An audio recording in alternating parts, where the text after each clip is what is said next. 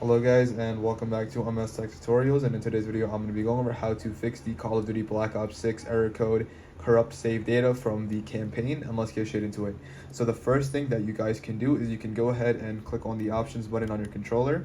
From here go over to manage game content, and then you can go ahead and go down to BO6 campaign pack 1 and BO6 campaign pack 2 and go ahead and just uninstall them and then go ahead and reinstall them once that's done. And then you can go ahead and check to see if that helps fix the issue. The second method you guys can do is you can basically just upload the data from your campaign, just upload it to cloud storage instead, because it will not get deleted there. You can go over to storage. From here go over to save data and then PS5 games, and then I believe you can go over to, there should be a cloud storage option.